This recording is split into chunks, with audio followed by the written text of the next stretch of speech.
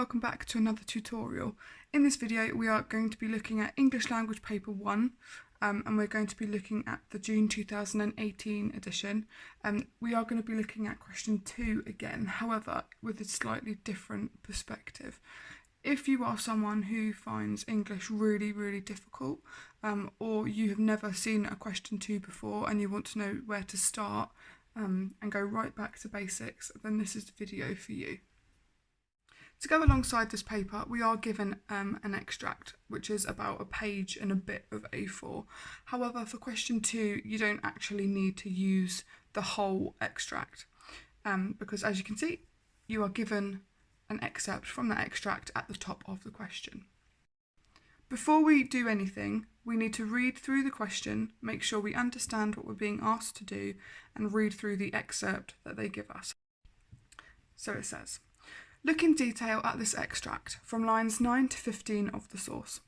Mr. Fisher remembered a time, surely not so long ago, when books were golden, when imagination soared, when the world was filled with stories which ran like gazelles and pounced like tigers and exploded like rockets, illuminating minds and hearts. He had seen it happen, had seen whole classes swept away in the fever. In those days, there were heroes, there were dragons and dinosaurs, there were space adventurers and soldiers of fortune and giant apes. In those days, thought Mr. Fisher, we dreamed in colour, though films were in black and white, and good always triumphed in the end. How does the writer use language here to convey Mr. Fisher's views on books and stories of the past? You could include the writer's choice of words and phrases, language features and techniques, and sentence forms. What I would like to show you first, before we look at the text in more detail and start looking for certain things, I want to show you what paragraph structure is really simple yet effective. So examiners have most recently said to avoid PEE paragraphs or PEAL or PEA or PETAL. To avoid them, they're quite formulaic, and actually if you are struggling, that's still quite a lot of stuff to remember and a lot of aspects of your paragraphs to include. What they have said is to start off by looking for the what. So that means, what has the writer done, essentially? How? How have they done that certain thing? And why? Why do you think they have done it? This will make a bit more sense when I put it into context of what the question is asking you. If you have a look at my checklist, you will see that I've now crossed off the third item, sentence forms. The reason why I've done that is just to keep things simple. You're not going to lose or gain any extra marks by talking about each of these three. I just think that focusing on language features and techniques, and therefore the words being used in them, is the simplest, most effective way of tackling this question.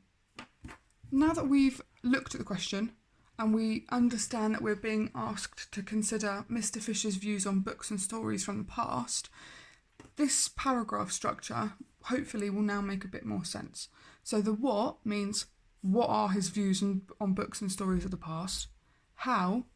What language is used to show that those were his views? And why? Okay, so why might the writer have decided to show Mr. Fisher's views in that way? How is it going to make the reader feel?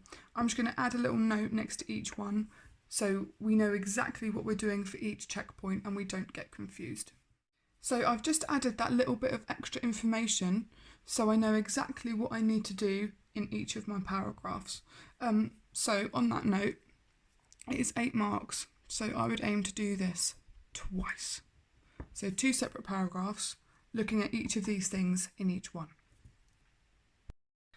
If you look ahead to the second bullet point of each of our paragraphs, it says language techniques. So by that, what I mean is looking for things like metaphors, similes, personification, rhetorical questions, and such like. Before even considering what Mr. Fisher's views are and how they might make the reader feel, what I'm going to do is I'm just going to read through the excerpt at the top and find any techniques that I can, and I'm just going to label them. Also, don't forget we've got 2 paragraphs, so in theory I only need 2 different language techniques. but I'll just show you a few just to demonstrate how I would look for them. So, Mr. Fisher remembers a time, surely not so long ago, when books were golden. They weren't literally gold, were they? It's a metaphor.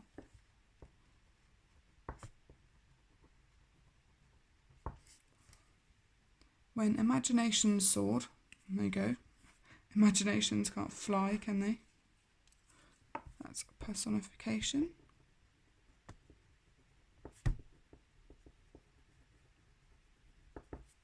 When the world was filled with stories which ran like gazelles and pounced like tigers. You've got the word like in there, which means it's fairly easy to spot. Oh, there we go, exploded like rockets. There you go, that whole thing is a series of similes, saying that one thing is like something else, comparing it. Just gonna do that. He had seen it happen, had seen whole classes swept away in the fever. And so are his classes literally catching a fever? Are they becoming ill by it? No. Metaphor. In those days, there were heroes. There were dragons and dinosaurs. There were space adventurers. Right, okay, so we've also got, if you notice, sometimes they're easier to notice when you read them out loud. There were. So you've got repetition.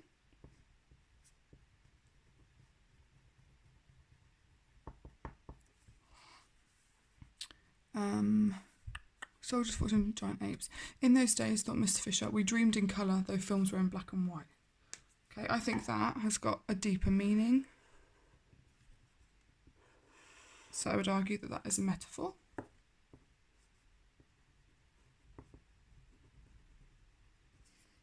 And good always triumphed in the end. Okay, so you can see now I've annotated quite a few different techniques around my extract. So I've got loads of techniques there that we can talk about. Before I demonstrate how to write a paragraph and go about choosing my two different techniques, I just want to talk to you about the repetition that I have picked up on. Alright, so here in the bullet point list, it says that I can look at sentence forms. Okay, so that's what words are used and how they are used to structure a sentence, how they fill that sentence. Repetition, I actually would steer clear of when looking at this question. This question is asking about language, and yes, the two words there were are being repeated, which you could talk about if you made it clear that you're focusing on those two words, yeah, that phrase. But the act of repeating a sentence, if you think about it, is a structural device. The writer is choosing to use the same start of that sentence multiple times. So just to keep things easy, keep things simple. Oh, just going to get rid of that. Okay, we don't need to overcomplicate things. We've got loads of other techniques to choose. So on the mark scheme, you get marks for showing you have an understanding of a variety of techniques. So we've identified here 3 metaphors, 1 simile and 1 example of personification. It would be really, really silly to look at 2 metaphors because you're only focusing on the same method. So why don't you show your understanding of different techniques by having 1 different technique per paragraph? So I'm just going to highlight 2. I'm going to choose which ones I'm going to focus on, and the ones that perhaps I understand the most, that I could say the most about. I like this first one, books were golden. And I also like the simile, like the series of similes. I understand them the best. I'm most confident at describing metaphors and similes, therefore they are the 2 that I'm going to write about in this question. So now that we've got our 2 chosen techniques at the top on our excerpt, we've got this structure that we need to follow to keep things really simple. I'm just going to demonstrate to you, I'm going to model how I would write my first paragraph answering this question using this checklist. So, what are Mr. Fisher's views? I know that I'm going to talk about this one first. It appears first out of the 2 that I've chosen. When books were golden, what does that tell me about his views on books and stories of the past? Well, he's saying they were golden, they were amazing. So,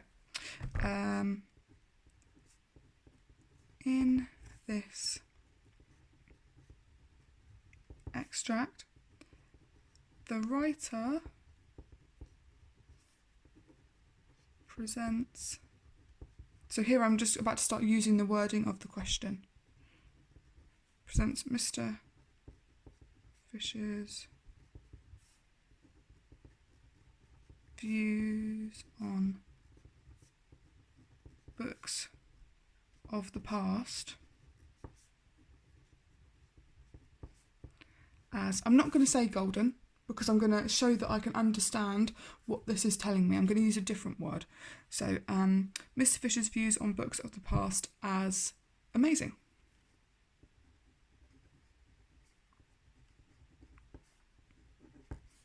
Okay, done that first one.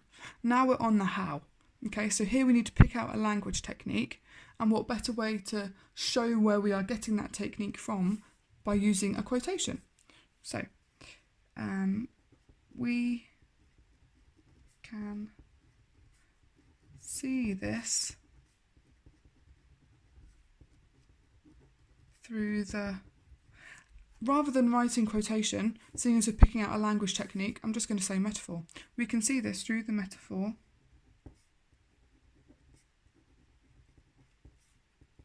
when books were golden.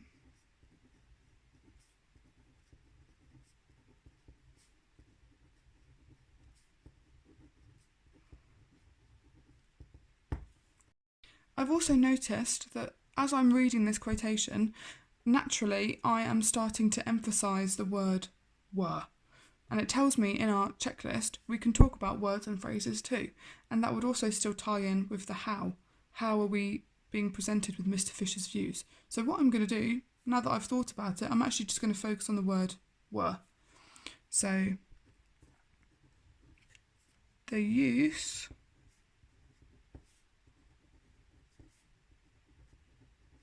of the word were tells, well, I was going to say tells us, but we are readers, so I may as well use that. Tells the reader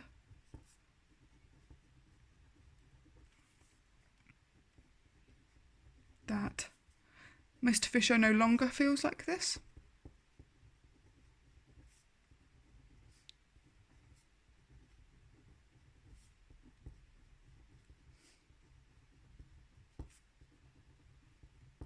Okay, I'm saying that because he's using the past tense, were. He's not saying books are golden. He's saying that he thought they were amazing. It's kind of suggesting that maybe now they're not. So the use of the word were tells the reader that Mr. Fisher no longer feels like this. And maybe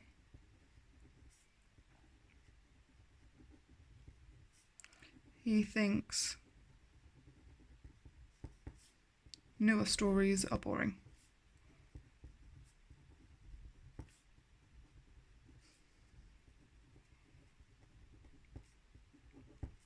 It's really important that in your paragraphs you have a sentence like this. So what we've done here is something called inference. So it doesn't tell us in that extract that he thinks that old books were better than new books. It doesn't tell us that in black and white. You've had to read that quotation, so when books were golden, and you've had to kind of work it out for yourself. And as well as that, you've kind of analysed one of the words and looked at a potential meaning. That is called inference. Okay, we've looked at the how, we've picked out a technique, and we've explained what we think it means. Effect on the reader. So why do we need Mr. Fisher's views to be like they are? What is the point? What is the purpose? What effect is the writer trying to get the reader to feel? So, let's think of an emotion. So this could make the reader feel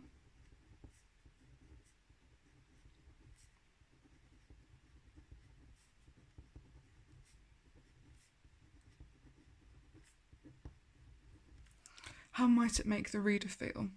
Okay, so if you had read the whole extract, which you should have done at the beginning for question 1, you'll know that he was a teacher. So how is it going to make a reader feel knowing that a teacher thinks that old stories are better than new ones? This could make the reader feel frustrated.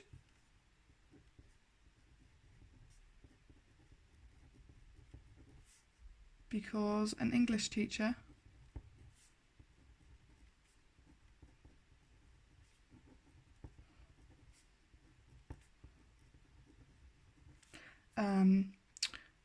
doesn't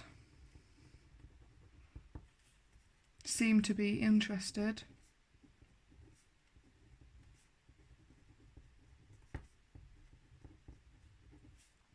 in his current students' work.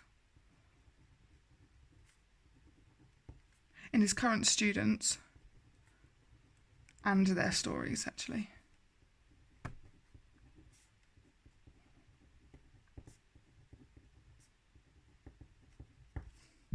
Here we go. Now that I've written my first paragraph, what I'm going to do, just to demonstrate to you how each of these three features appear in my response, I'm just going to colour code it. Okay, obviously it goes without saying, don't do this in the real thing, that's a complete waste of time. But when you're practicing, it might be quite useful, and also a way of learning. So when I was revising, I would find that colour coding things, labelling things, would be a really good way of me understanding the process of writing a response. So I'm just going to do that now, and then hopefully you can see how each of these things relate.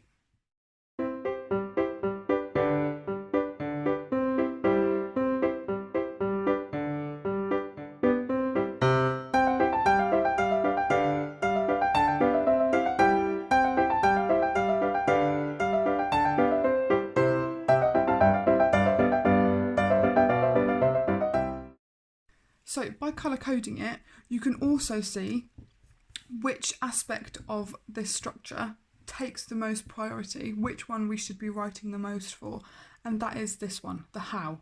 Okay, so you're going to include your quotation, your language technique, so whether it's a metaphor, simile, personification, and also don't forget that tiny bit of inference we've got at the end. This suggests, this tells us.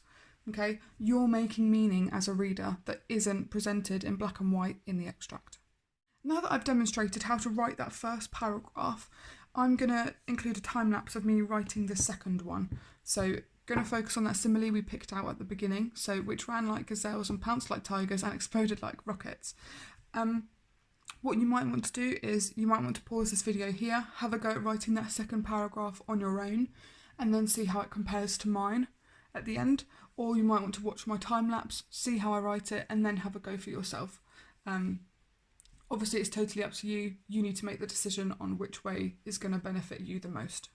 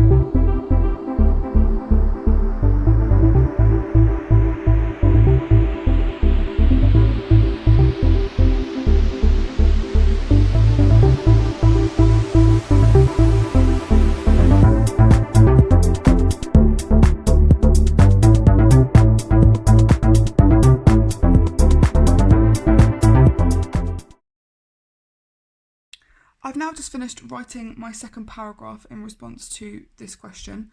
It didn't take me too long, and I found that using the what, how, why structure really helped me in getting my response written efficiently. Lastly, just to ensure that you do understand the three different aspects that we need to identify within our paragraph, the what, how and why, I would like you to pause this video and have a think about how I would colour code this response. So exactly the same as the first paragraph, how I demonstrated how each paragraph was sectioned into the what, how and why, I would like you to have a think about where those three sections would be in this paragraph. So pause this video here and then check it and see how it compares to mine. This is how I have sectioned my paragraph. You can see again, like the first paragraph, the how section, the orange bit, does take the most prominence in this paragraph. That is what I've written the most about. Here the why is slightly longer than before, that's okay. We're talking about the effect on the reader. I do also think that the size of my handwriting plays a part in that. But yeah, naturally we should be striving for this how, this picking out of the literary devices, the language techniques, and explaining what they mean. That should be the priority, okay? That should be what we're writing the most about. This is just how mine sounds, and just see how it compares to yours. In this extract, the writer presents Mr. Fisher's views on stories of the past as exciting and imaginative. We can see this through the simile, stories which ran like gazelles and pounced like tigers. Old stories being compared to these wild animals implies that old tales were unpredictable and exciting. They weren't extinct. This may cause the reader to feel a sense of disappointment because they may feel let down by Mr. Fisher as an English teacher. It is his job to show his students how to write interesting stories. So, to conclude this video, those 3 things that we need to remember are what. Okay, so what, in a more general term, what view is being presented? The question will always ask you, how does the writer use language to present something? So what you need to do in this first aspect is think, okay, what element, what thing are they focused on? What is being presented? Okay, you're identifying it. After you have done that, you need to think about the how. Within that, you're going to include a quotation. You're going to pick out a technique. And I also like to include just a little word which helps me remember what to do. Suggests. Okay, so if you use that word, you're going to be inferring information. This suggests that the stories now are worse than when they were, than what they were years ago, for example. And then lastly, why? Why are his views presented in that way? What reaction do they want to evoke from the reader? This tutorial has helped you, and I hope that it demonstrates just how simple it can be to answer this question. This is a really good place to start. Like I said, if you find English tricky, if you're not entirely sure how to approach this question, this might be a structure that works for you. This might be a structure that you find easy to remember than others. For example, pea, peel, petal, peed, all of those. And this is exactly what examiners have said to think about if you are trying to secure yourself some marks and if you find these questions challenging. This is going right back to basics, keeping it simple, and simplicity works. If you feel like watching this video has really helped you and you feel like you are more confident with how to tackle this question and you feel like you could do this in the real thing, have a look at some of the other videos on my channel that are there at the moment. There is one targeted towards middle ability at the moment, and that looks at adding a little bit more analysis, so a lot more weight on the how. But like I said, start off with this and then work your way up if that's what you want to do. Thank you for taking the time to watch this video, and I will see you again soon in another tutorial.